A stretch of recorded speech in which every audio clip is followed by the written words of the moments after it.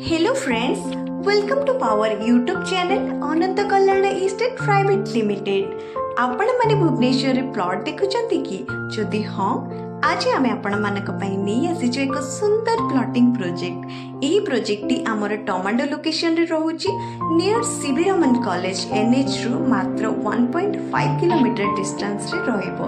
तो फ्रेंड्स आपण माने तो जानिले आम प्रोजेक्ट टी केउ लोकेशन रे रहउची। एबे चालंतु मु आपण मानक गाइड करके नेउची आम प्रोजेक्ट रो फैसिलिटी एवं लोकेलिटी विषय रे। आम प्रोजेक्ट रो फैसिलिटी गुड़िक हेउची 30 feet road, gated society, electricity, plantation, boundary. तो फ्रेंड्स आपण माने तो ऑलरेडी देखि कि जानि सारे लेनी हमर प्लॉटिंग प्रोजेक्ट रो स्टार्टिंग रे डुप्लेक्स प्रोजेक्ट रहउची। तो ऑलरेडी हमर प्रोजेक्ट भी डेवलप ही सारिलाणी। आपण चाहिले रिसेंटली परचेस करके रेंट रिसेंटली घर भी कर पारिबे।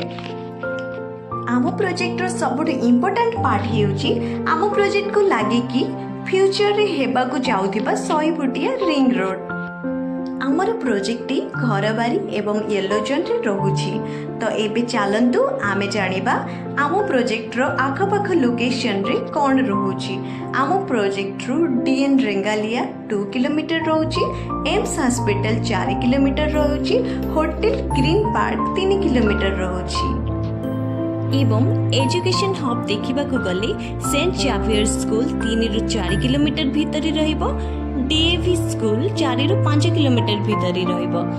आपण को जदि आम प्रोजेक्ट भल लागिछि अधिक किछि जानिबा पई चाहुथिले तळे दिया जायथिबा नंबर रे कांटेक्ट कर।